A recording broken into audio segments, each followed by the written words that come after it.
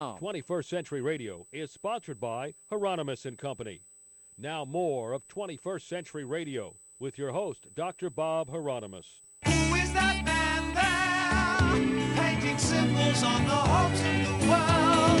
Who is that man there, talking to the neighbors, meditating on the wisdom of love?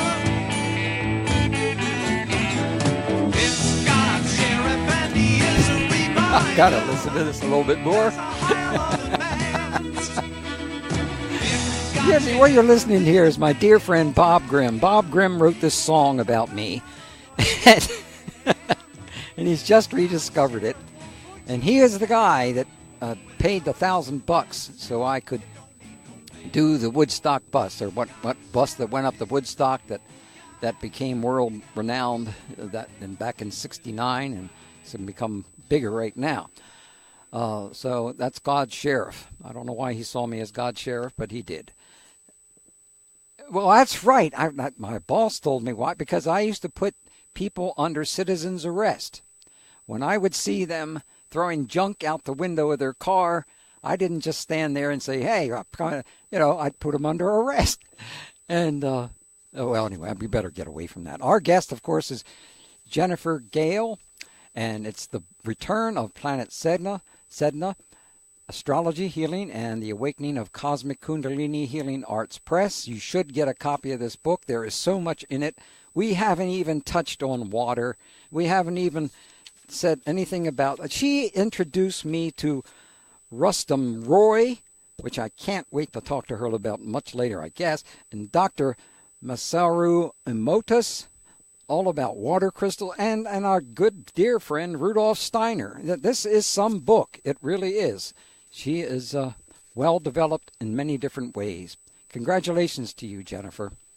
Thank you. Thank you very much. All right. Now, why are sound and vibration so important in the process of healing?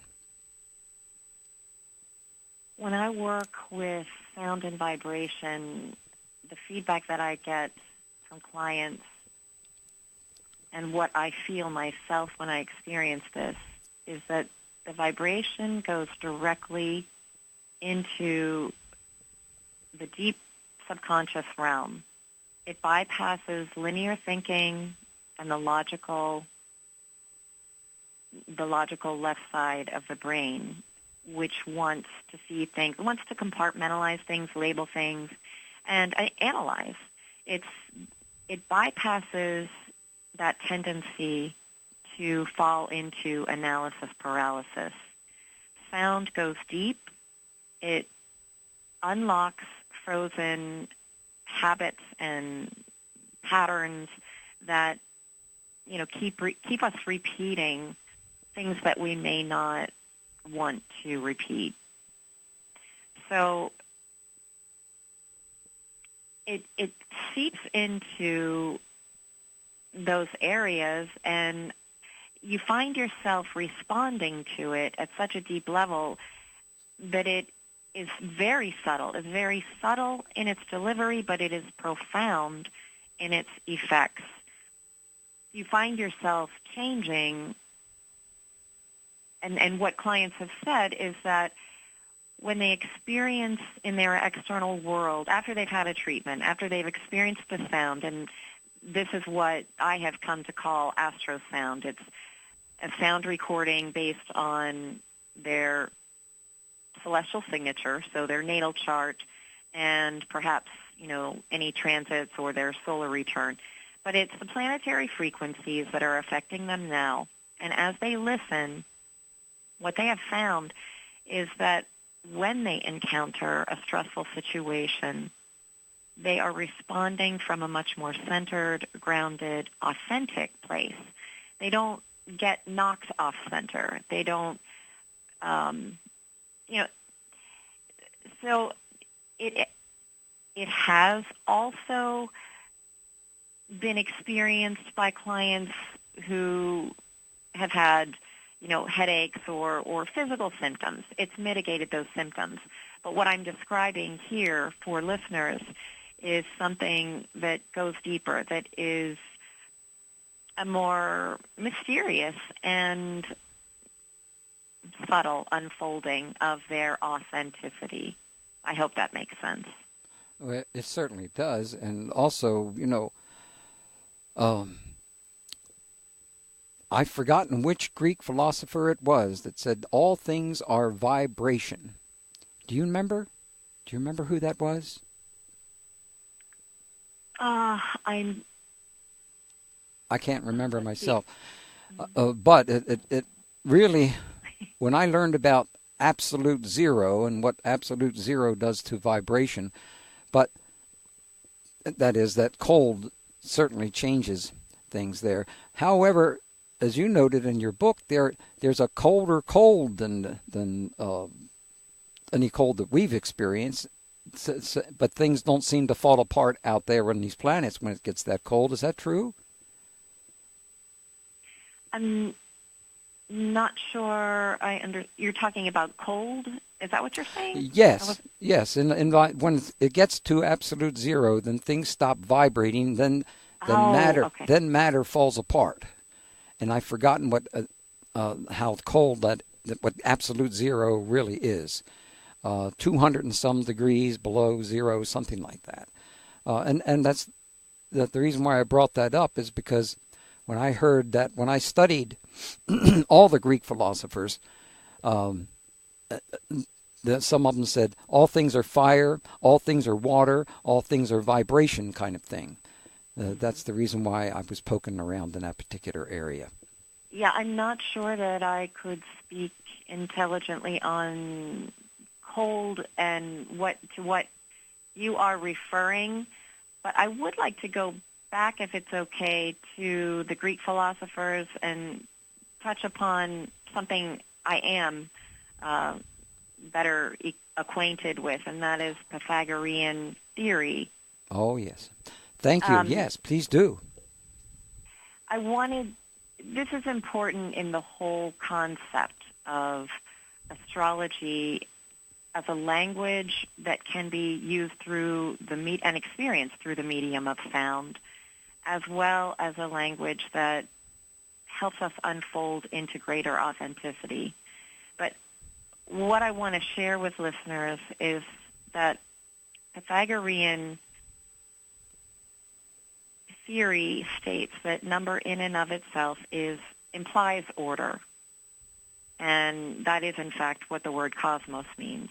So number is in itself order, and it is the language of the universe. Indeed. Number in space is geometry.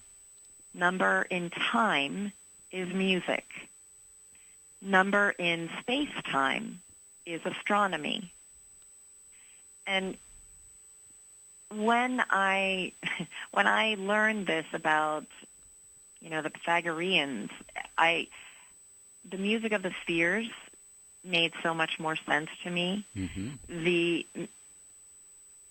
The reason why I am a musician and an astrologer and love the principle of Chinese medicine and how it connects us to nature and nature's rhythms and cycles and sees the body and the body's organ system as operating in such a way as the planets do in the heavens, this all makes sense to me. So when I came to realize how, to the Pythagoreans, number is metaphor and implies order, it implies or refers, I should say, to the implicate order of the cosmos. It made even more sense to me why astrology can be meaningful to our healing journey.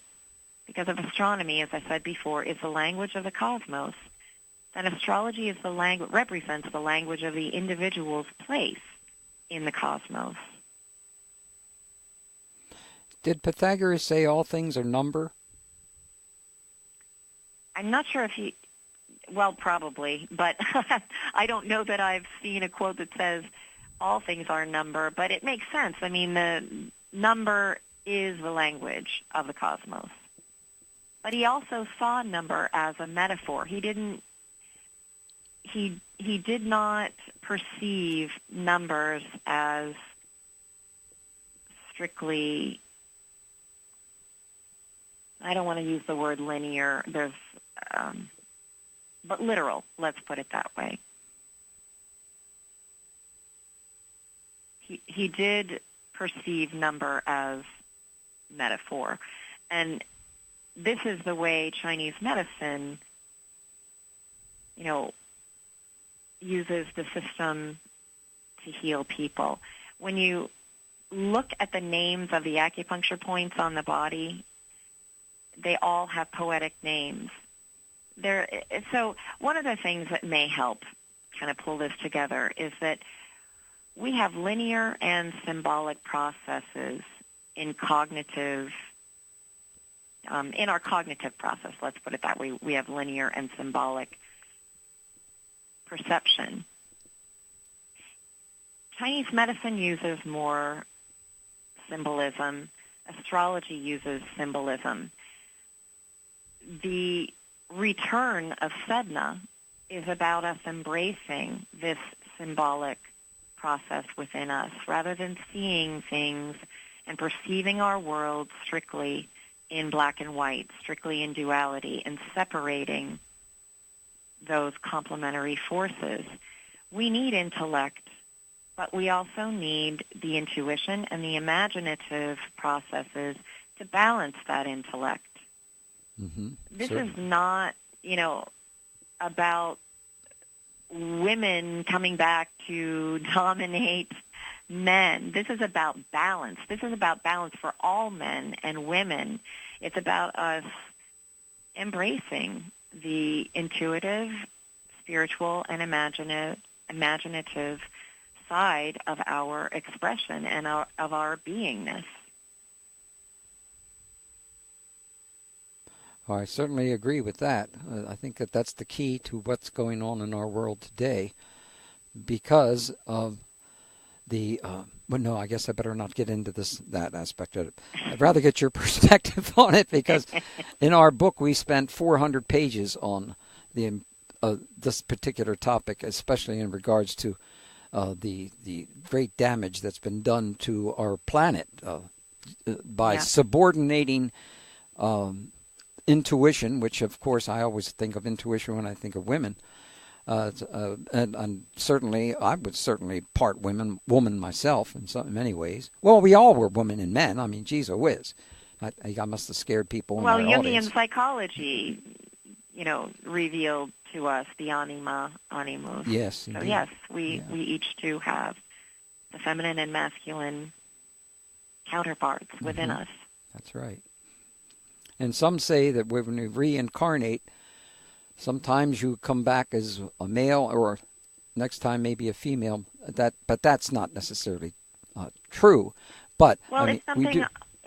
We do balance that out. It is something that I believe, Dr. Bob. I mean, when you consider that for a soul to really evolve, mature into having compassion and respect for all of life, that soul really needs more than one lifetime to have experiences. Experience being powerful, powerless, masculine, feminine, all the different races. We have to, that is the memory that's embedded in our DNA. And that is another part of Sedna, by the way, that is important because in Chinese medicine, Sedna's relationship to the water element speaks to the kidneys and the urinary bladder. This is in Chinese medicine. And the emotion of fear. But it's working to transmute and transform the emotion of fear to that of love, trusting the process of transformation. But going back to DNA, the kidney, in Chinese medicine, kidneys house our ancestral connection.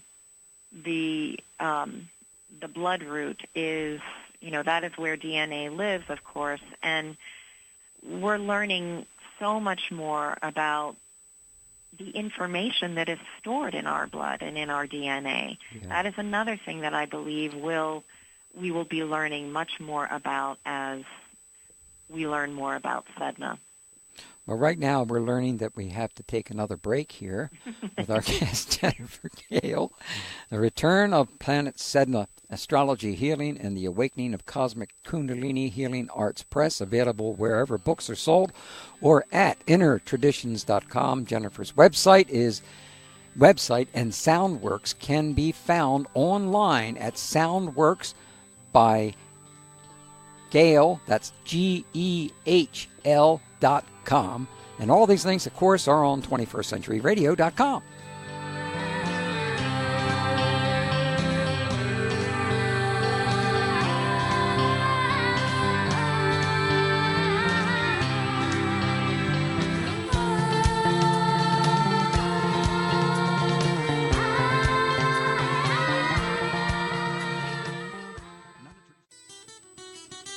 Hi, this is Dr. Jean Shinoda Boland. I am a Jungian analyst, an author, and an advocate for a United Nations NGO World Conference on Women, and the author of Goddesses in Every Woman and Like a Tree. And I've just been interviewed on 21st Century Radio with Dr. Bob Hieronimus, and we have covered the waterfront, from contemporary to archetypal to activism to all kinds of things. I think you will enjoy the program. I can be found at www.jeanboland.com. Oh, there's Dr. Jean. Boy, we haven't spoken to her in a couple of years, Courtner. We better, we got a lot of stuff backed up, and we're going to, well, hey, we were listening to, let's see, Silver One's Chime. Yes, and before that, on the way out on 920, Underwater Maze Chime. There you go. Is that right? Yes. Are you still with us, Jennifer? Yeah. Oh, yes. Okay. That is correct. Yeah. You're So we were absolutely talking right. about balance in genders, and that how extremely important they are. Of course, as we're hopefully going to be, well, let's say, growing in that particular area, because we sure as heck need it right now. Yeah, we do. There was one couple of commercials there I've never heard before, and the one on dogs was fascinating. I found that really fascinating. I love it. I have I hate to say this in a way, but I have a great deal more love in certain ways for animals than I do for some people. And I've heard that many times from my friends, and I've often felt that way myself. Yeah, geez whiz. Well, what about balance in genders? What do we need to do about now that we haven't done before? What I perceive the need in our society to be right now, especially within the context of the subject of Sedna and Sedna's return, has to do with each person doing the work. We have to stop this game of blaming and shaming. We have to stop projecting onto those who do not agree with our viewpoint. We have to stop blaming and shaming. I'm just repeating myself, but I can't think of another way to say it. What we need to do is take responsibility, to hold ourselves accountable. I am no longer, I'm a spiritualist, and my viewpoint spiritually is far more universal than it used to be, but I still recall what I learned in catechism, and that is all about the golden rule. Oh, yes. And, and this is, it isn't just religious doctrine when we speak of the golden rule, or when I speak of the law of reciprocity. This is a cosmic law. It is a natural law that what we give, what we put out, does come back to us. And the more healing we do on ourselves, as I talked about before with the triggers, the more healing we can do to neutralize those triggers, the more we will be able to cease this projection and hate onto those who do not agree with us. It's okay to disagree, but it's the way in which we do, the way in which we express it. And we've got to find a way. I think a lot of it is that what we're seeing are symptoms of people hating themselves. It's a lack of self-love that gets expressed and radiates out onto others. Yeah, I agree with you. I think it's projection. There's a lot of projection going on when people start making claims for things, and they're really talking about themselves and not others from that standpoint. Right, and the principle that I actually, I referred back to my days in catechism, and what I forgot to say is that, what Christ told his disciples is to remove the boulder in your own eye before trying to remove a speck in someone else's. So much of our relationship with water, with the deep subconscious or the deep unconscious, is understanding that everything we experience around us is an opportunity to learn more about the self. There's something that we can learn from every relationship and everything and everyone that we encounter. And rather than react in a charged emotion of anger or fear and pushing the messenger away and saying, no, I don't want anything to do with you, I don't want to hear what you have to say, it's not easy, but that is the work.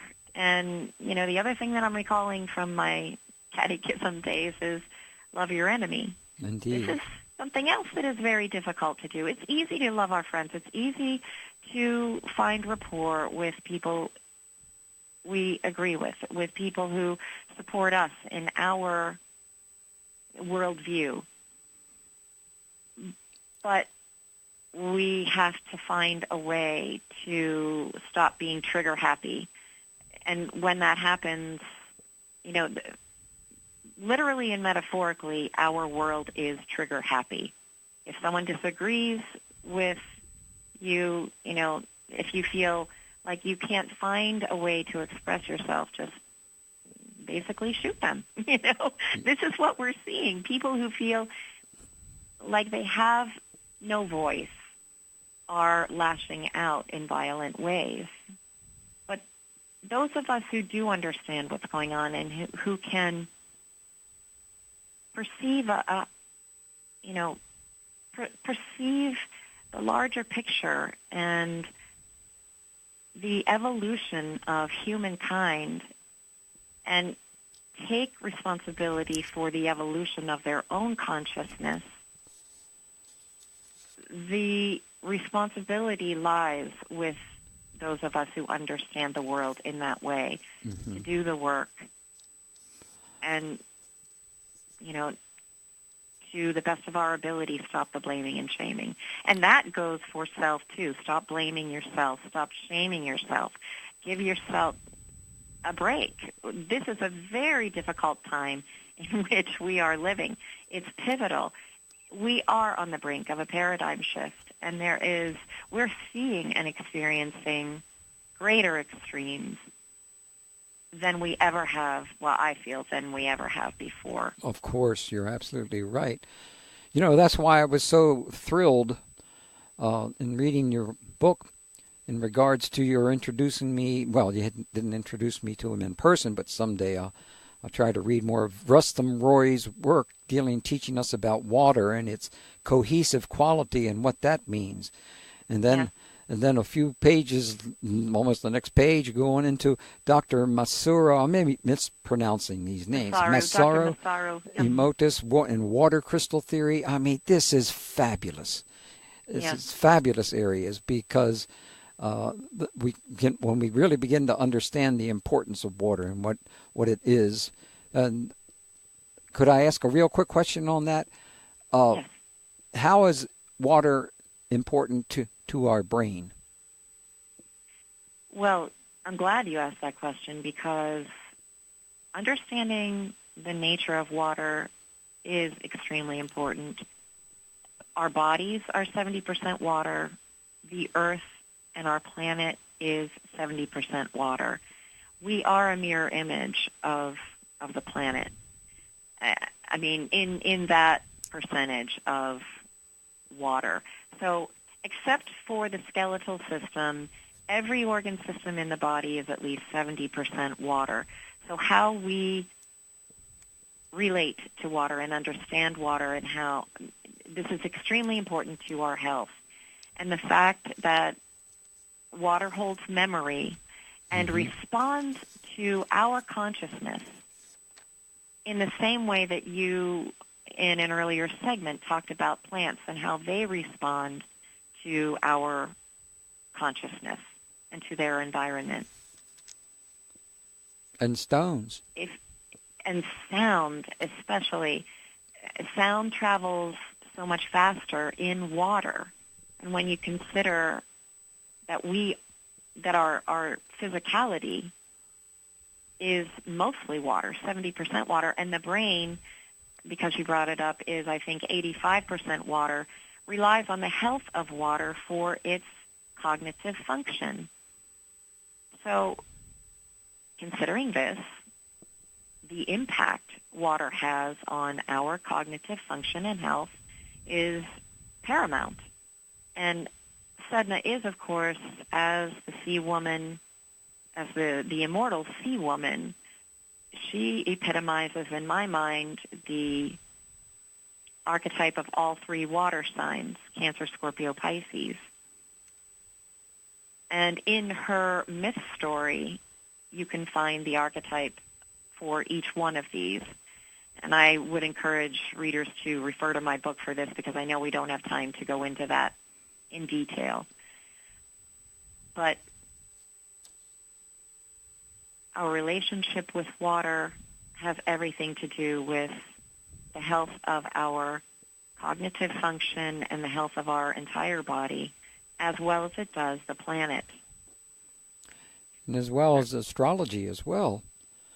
Yes. It seems that that's really I think the work of Rustum Roy and Emotos that deals a fair amount with, boy, geez whiz, with astrology. Then you can understand how in the world things out there of big bodies can affect us on this planet. And we are, yes, absolutely. And that speaks to the Kundalini, the axiotonal lines. The reason, so the subtitle of this book, as you have said in each segment, is Astrology, Healing, and the Awakening of Cosmic Kundalini. So for those who may not understand, Kundalini is the Hindu referral to life force energy. And one of the things that connects us as humans to our planet and to the planets beyond, within our solar system and even beyond our solar system, is this life force energy. The axiotonal lines are the same, in fact, as the meridians in the context of Chinese medicine. They also refer to the same lines in the earth, which are known as the ley lines. These ley lines are the energetic meridian system of the earth, through which is conducted life force energy. And for those, we've talked about the pyramids in Egypt, and there are so many ancient sites and sacred sites all over the earth that fall along these ley lines. So this is just another context in which we can see the human body's connection and mirroring of what is happening on our planet Earth and also what exists in the cosmos. Because these meridian lines are not finite. They're open-ended. And when we fine-tune them with sound, and in my case, I just happen to use sound calibrated to the planets because I believe that astrology can help us find our authenticity, our life purpose, our destiny. So when I allow people to experience their own celestial signature through the medium of sound, what we are doing basically is fine-tuning that radio dial to attune with and resonate with the higher harmonies. Well, we're going to be taking a break soon, and when we return, I'd like to talk about why the Inuit culture is significant in understanding Sedna's message and influence. Can you do that for us, please, when we come back? Yes, absolutely. Okay. We'll be back with our guest, Jennifer Gehl. Of course, the return of Planet Sedna. And again, all the links, if you want to get in touch, get a copy of this book or whatever, and we're going to give away a copy of the book in just a few minutes, then all you got to do is send me a check for $400 and you win it. That's all there is to it. I'm just doing you a favor here. Small price on that. We'll be right back.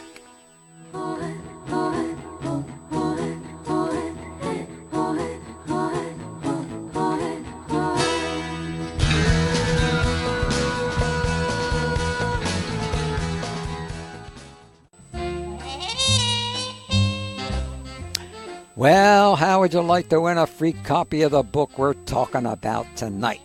Huh? Well, the return of Planet Sedna. And, well, of course, I've been telling you this for about the last hour and a half. Sedna, Astrology, Healing, and the Awakening of Cosmic Kundalini by Jennifer Gehl, MHS. Published by Healing Arts. They're dear friends of ours as well. If you know the answer to this hour's trivia question, you will win that book. Do you know who our final guest was the last time I hosted 21st Century Radio? That's all you got to do to win this. All you got to do is also, qualify. Here's how you qualify. If you know the answer to this hour's quiz question on 21st Century Radio and you have not won from us in the last 60 days, call in now. 410-922-6680. That's 410-WCBM-680. First with the right answer wins. Prizes are available for you to pick up at the WCBM studios in Pikesville after Friday of this week. Winners have 60 days to pick up the prizes and must wait 60 days before winning another prize from 21st Century Radio. Good luck. Eisler. I'm the author of The Chalice and the Blade, The Real Wealth of Nations, and other books, and president of the Center for Partnership Studies. And I've just done an interview with Dr. Bob Hieronimus for 21st Century Radio, and I've really enjoyed it. So I encourage you to listen. And I also encourage you to go to our website, partnershipway.org.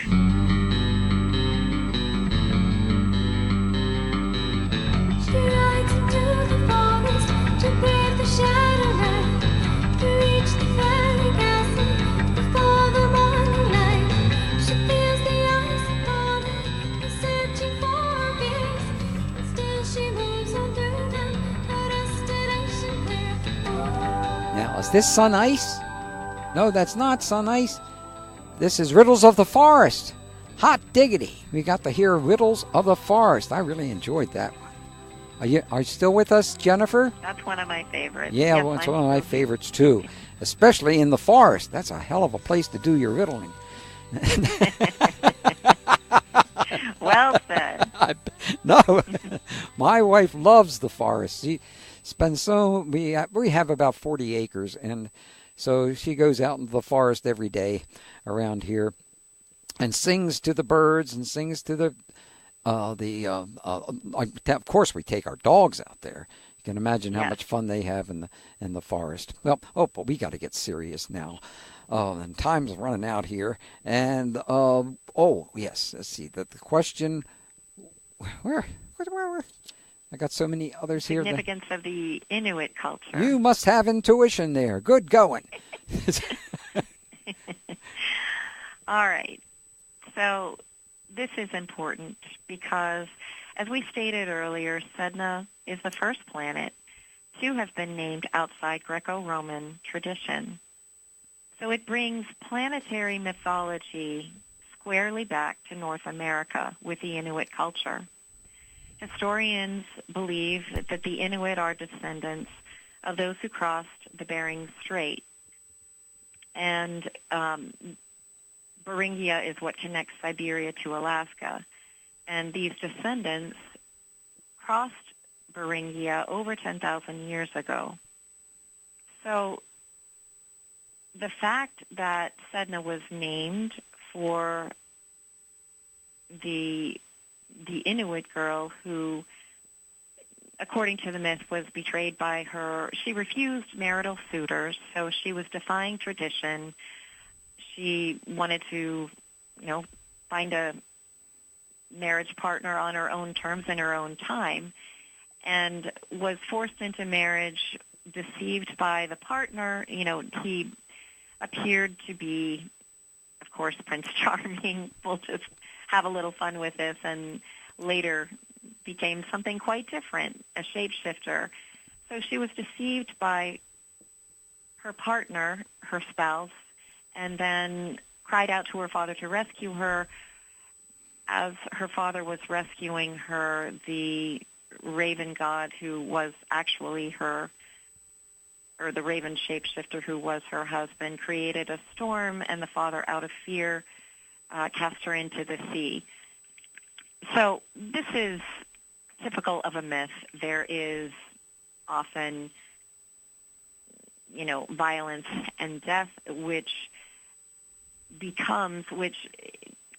actually becomes or creates immortality for the victim, and in this case, Sedna. But there's a very important shamanic theme here, because in shamanism, it is the source of our injury that later becomes our healing balm. Mm-hmm. So it's interesting that with Sedna, we have the Inuit community perpetrating an injury to her and abandoning her, but she then becomes the immortal sea woman who provides their sustenance. So when you consider this, it is the ultimate act of forgiveness. Now, she is also the withholder of that sustenance when the community who abandoned her is not following right relationship with their environment. And you can imagine how harsh the living conditions are in the Arctic. So they relied upon life in the sea to sustain them, and the part of their community that they allowed to die and abandoned is now the one who they call out to for healing and sustenance. And of course, as you noted, her father, when she was trying to keep from drowning, did he cut off her fingers? Yes, he cut off her digits, which is another common element in shamanic initiations. If it may come about by an animal guide who injures the shamanic initiate, and then they have a spiritual journey and a transformation, and that animal guide later becomes their healing spirit, their healing guide. And her digits then became the life in the sea. Yes, she gave life to the sea from her fingers. Mm-hmm. That's some story. I like stories like this. I can listen. Myths are so multi-layered, multi-leveled in what they're teaching us, and I I was so happy because reading your book, because you discuss the differences between myths, mythologies, and things of that nature, which people seldom do in this work, and it is very important. Myths are extremely important, but I'm biased in this particular area. So, Well, I'm sorry, go I'm ahead. glad that you are. But you associate dark matter, symbolically you associate dark matter with the ocean. Can you talk to us about that, please? Yeah, it goes back to what I had mentioned insofar as us only having explored 5% of the ocean. There's so much we can learn from life in the sea. And, we have an experience with water physically, and we understand its power. But we're not very well versed in its energetic power as it represents emotion and spirit, and the mysteries that there's so much wisdom to be gleaned from water as an element and water as as an example, it's different from the other elements in the fact that it holds memory, and the properties in water allow it to freeze from the top down, which means instead of the very bottom of the sea up, because if it were to freeze from the bottom up, there would be no life in the ocean. But because it freezes on top, of course, the life under the surface is able to carry on. Mm-hmm. And I'm sure I'm forgetting a lot of very important aspects of water, but the main thing is the imaginative realm, the intuitive realm, and what, really exploring the abandoned parts of self. there's so much in your book. There are other you make, like one area, you talk about Rudolf Steiner. Now, he happens to be one of my favorites of all the good guys out in the planet. And you note, and he notes that humanity in Atlantean times did not see physical, finite, shining stars. Now that I've got you on the phone here, what did he see? What did they see, that is? Let me put it that way. What did the Atlanteans see? When we talk about seeing, we are thinking of physical sight. Steiner was referring to perception, the inner sight. So what they perceived had to do with their own journey, which is very much analogous to the shamanic journey. Mm-hmm.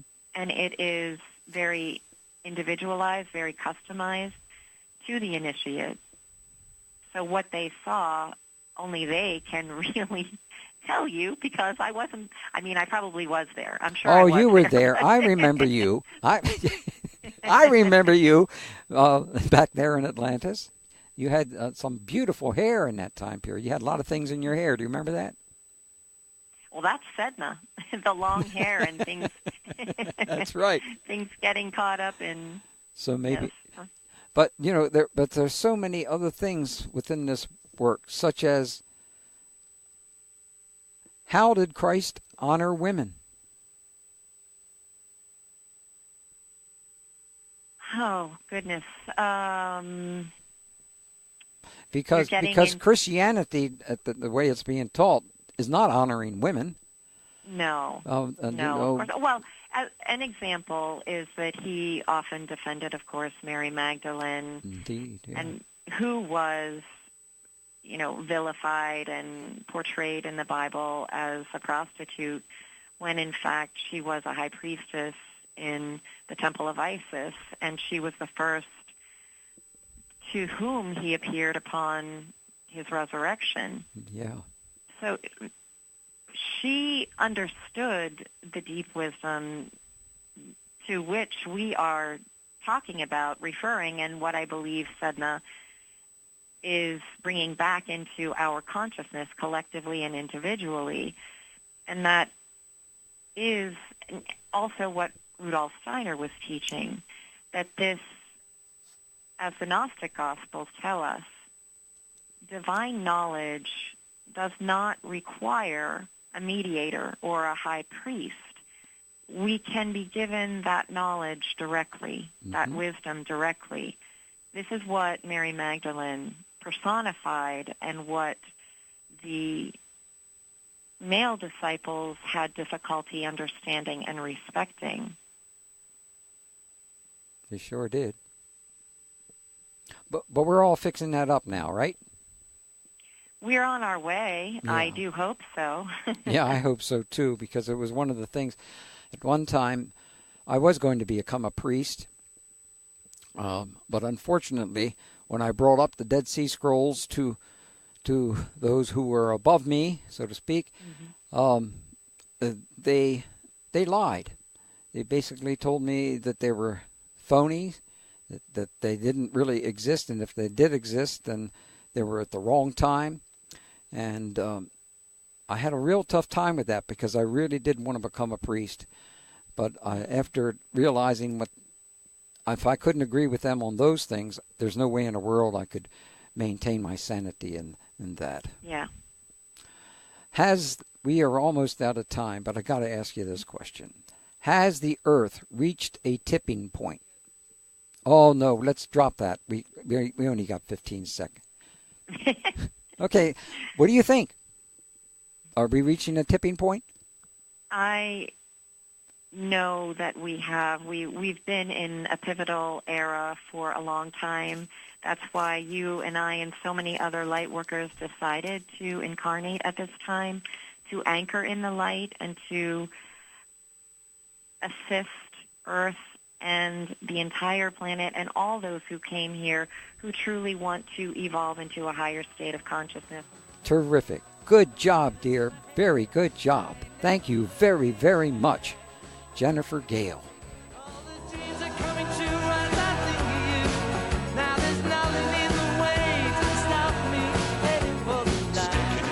And stay informed on the #1 news talk station, Talk Radio 680, WCBM, Baltimore, and WCBM.com.